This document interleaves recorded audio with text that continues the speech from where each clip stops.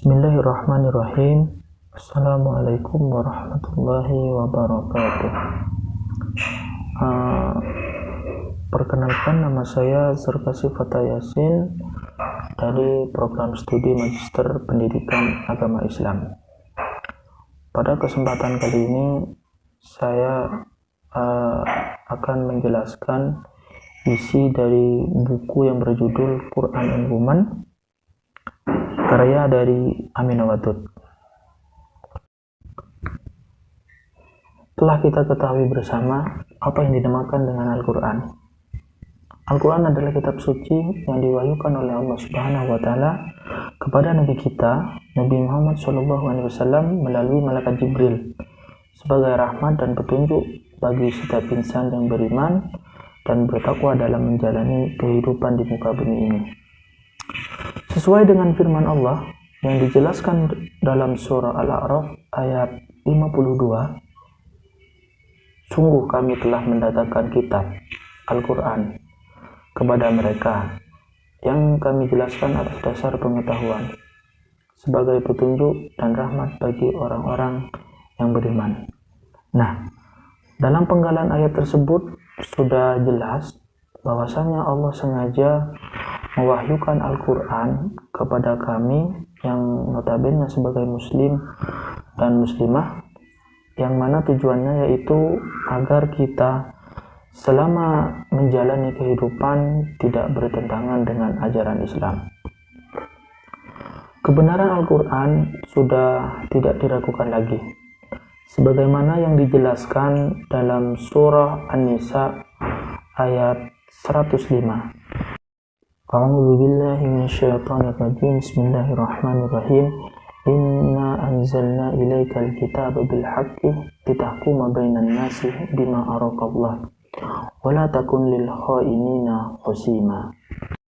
Dalam ayat ini sudah jelas makna yang dikandungnya, bahwasanya kita sebagai orang Islam yang mukmin tentunya sudah mempunyai pegangan hidup dan juga pedoman untuk menjalani kehidupan, serta kita dapat meyakini siapa yang benar dan siapa yang salah. Kita lanjut kepada pembahasan wanita. Sejujurnya wanita adalah seseorang yang diciptakan oleh Allah untuk dijadikan pasangan bagi kaum laki-laki dan juga sebagai ibu dari anak-anaknya. Dalam Al-Quran dijelaskan kedudukan wanita sama halnya dengan laki-laki dan tidak terdapat perbedaan di antara keduanya. Pada zaman jahiliyah, wanita dianggap rendah, lemah, dan tidak berarti. Dan juga terdapat peristiwa yang terjadi jika terdapat wanita yang melahirkan anak perempuan, maka bayi tersebut dikubur hidup-hidup. Namun kehidupan tersebut berubah dengan datangnya Islam untuk memuliakan wanita dengan semua keistimewaannya. Salah satunya dalam Al-Quran terdapat surah khusus yang menjelaskan tentang wanita. Sekarang kita masuk pada pembahasan yang terdapat dalam buku ini. Adapun isinya itu ada pendahuluan dan pembahasan.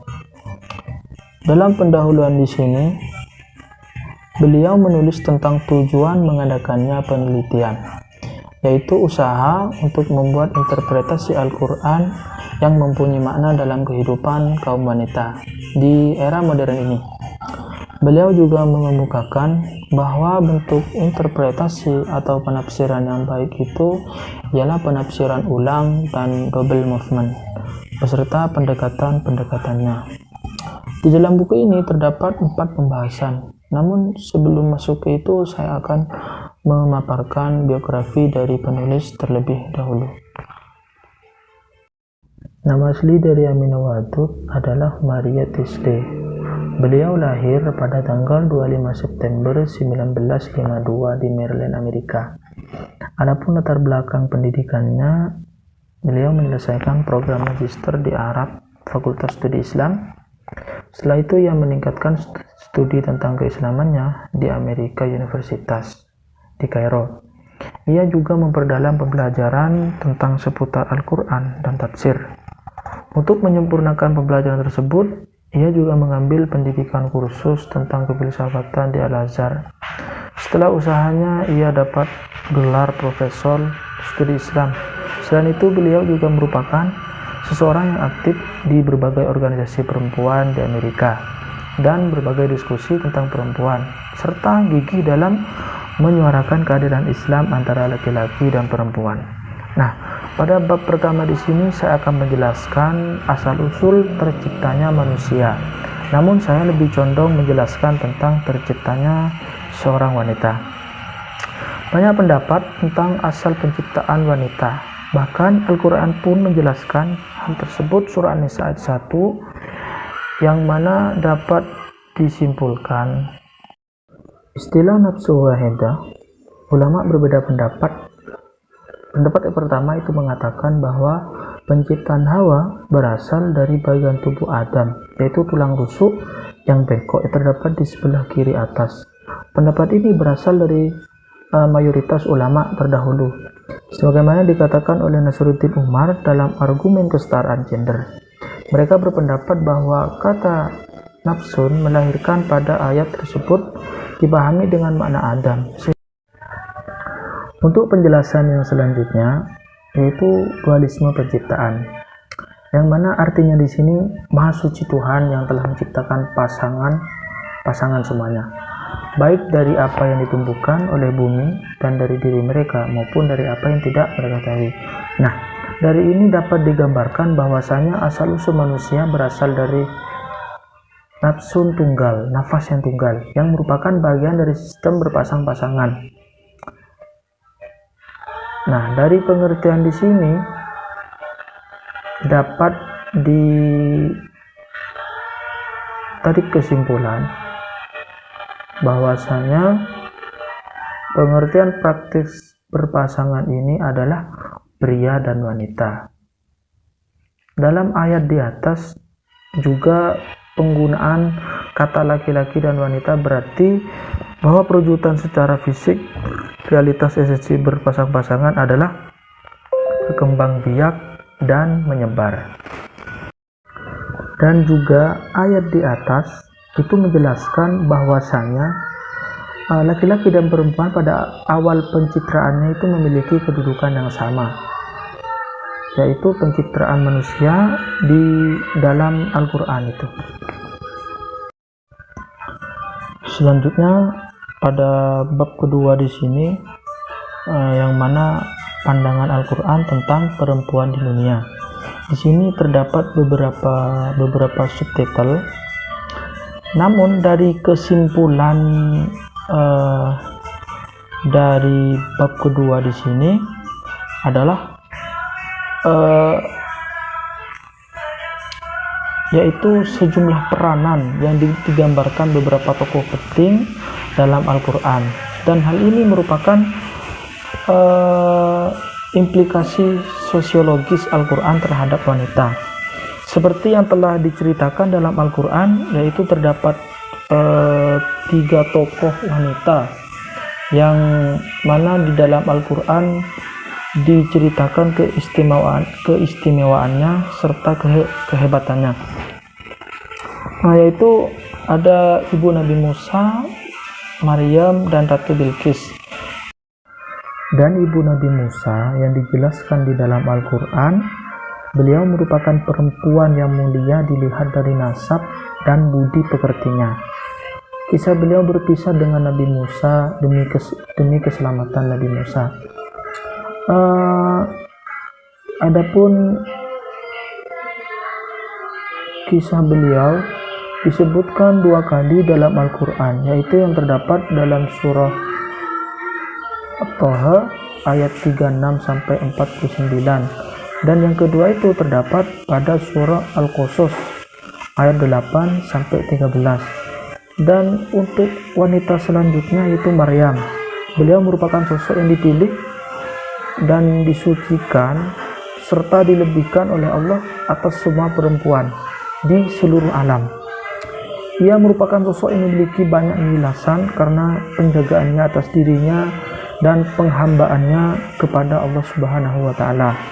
Dan wanita yang terakhir yaitu Ratu Bilqis, di mana dalam surah An-Naml itu dijelaskan bahwasanya seseorang atau wanita yang bijaksana dan berpengaruh.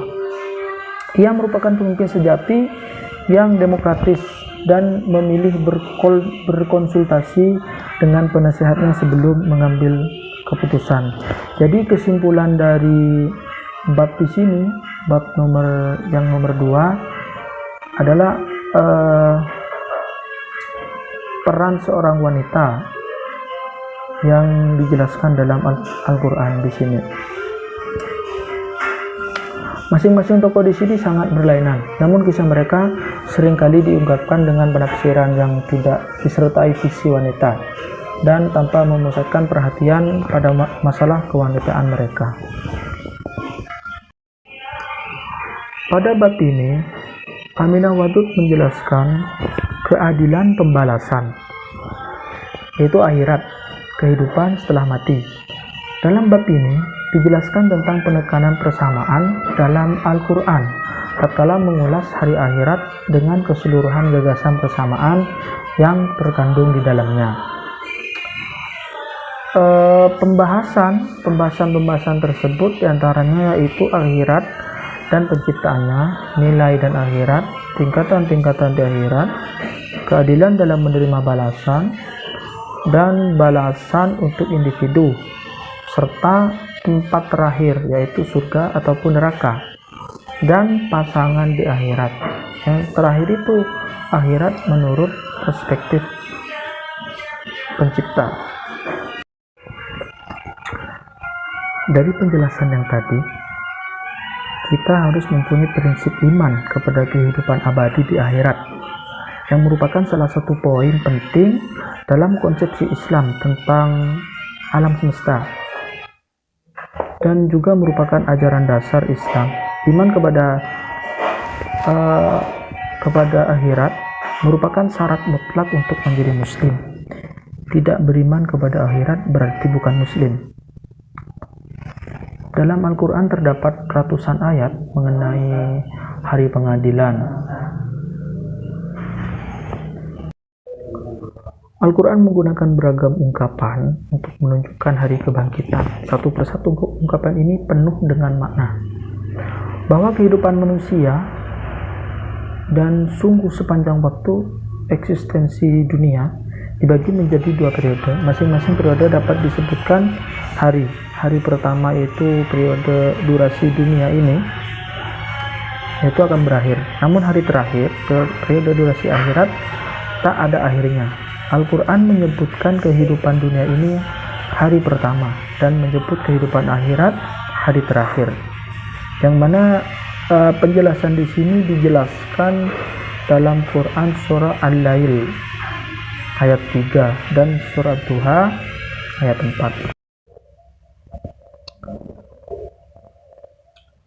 Pada bab 4, Aminah Wadud menjelaskan tentang hak dan peran perempuan. Di sini kesimpulan dari isi bab 4 di sini, beliau membuat analisis filosofis mengenai jenis kelamin dalam Al-Quran. Melalui analisis, beliau memperlihatkan kekuatan Al-Quran untuk mengatasi penyederhanaan berlebihan yang mewarnai sejumlah penafsiran tradisional yang telah menekan potensi wanita. Dan juga di sini dijelaskan terdapat fungsi perbedaan di dunia, di mana perempuan bukan hanya makhluk biologis, dan perempuan juga memiliki tingkatan serta juga memiliki keistimewaan. Sedangkan status sosial seorang perempuan dalam Al-Quran dijelaskan dengan konteks dan kronologi seperti perceraian, poligami, saksi warisan, kewenang pria, dan pengasuhan anak.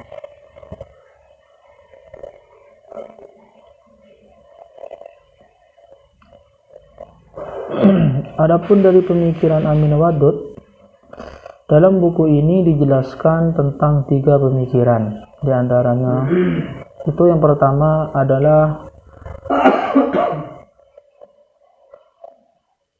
paradigma tauhid, yang mana tauhid di sini merupakan teori dasar yang melandasi pemikirannya dalam menegaskan ketidakadaannya penindasan perempuan dalam Al-Quran. Dan yang nomor 2, the perception of woman influence interpretation of the Al-Quran.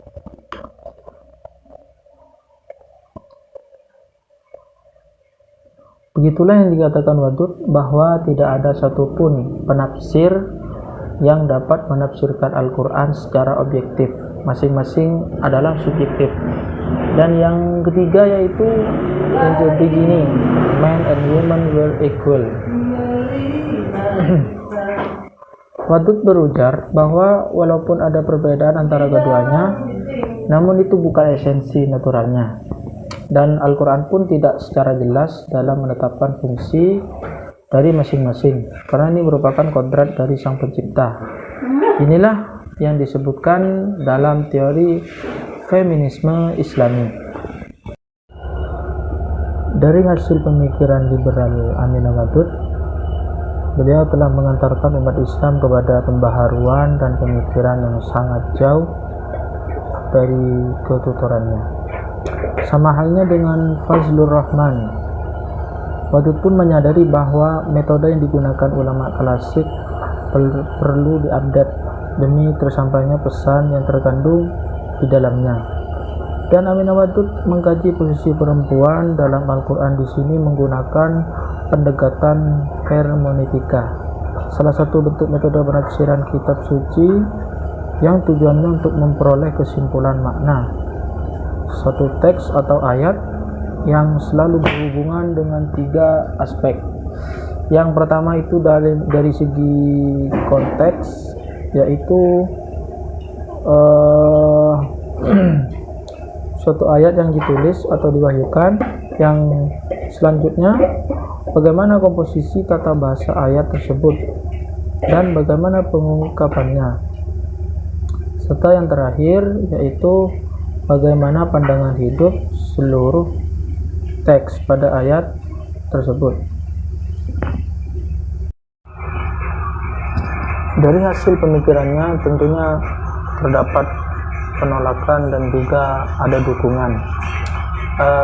Di sini saya urut dari beberapa tokoh yang menentang terhadap Aminah Wadud. Di antaranya itu Gamal Albana.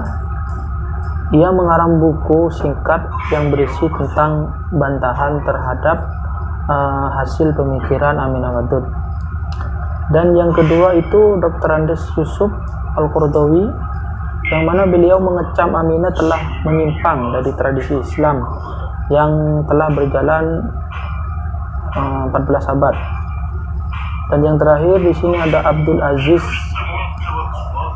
Beliau merupakan mufti agung Arab Saudi yang menganggap Aminah sebagai musuh Islam yang menentang hukum Tuhan. Dan juga selain itu terdapat tokoh yang mendukung pemikiran Aminah Wadud. Yang pertama di sini ada Dr. Andes Khalid, ahli fikih. Beliau menegaskan bahwa tidak ada larangan dari Al-Quran tentang masalah ini. Dan juga Kiai Haji Hussein Muhammad, beliau merupakan Kiai asal Cirebon, meyakini bolehnya perempuan mengimami sholat di depan jemaah campuran, laki-laki dan perempuan, serta musdah yang menyatakan bahwa perempuan harus menggalang persatuan dan menghapuskan segala bentuk diskriminasi. Adapun kesimpulan dari buku ini, Aminah Wadud adalah pengarang dari buku yang berjudul Quran and Women, di mana ia adalah seorang tokoh Islamic Studies karena dalam bukunya mengkaji atau mempelajari Islam dengan bersifat objektif. Beliau menafsirkan kembali Al-Quran supaya sesuai dengan konteks dunia dan bisa dipahami serta diterima oleh setiap orang, baik itu orang muslim maupun non-muslim. Selain itu, beliau adalah seorang aktivis dalam gerakan penyerataan gender antara kaum laki-laki. Itu saja yang dapat saya sampaikan mengenai buku yang berjudul Quran and Woman, karya dari Aminah Wadud. Kurang lebihnya saya mohon maaf. Wassalamualaikum warahmatullahi wabarakatuh.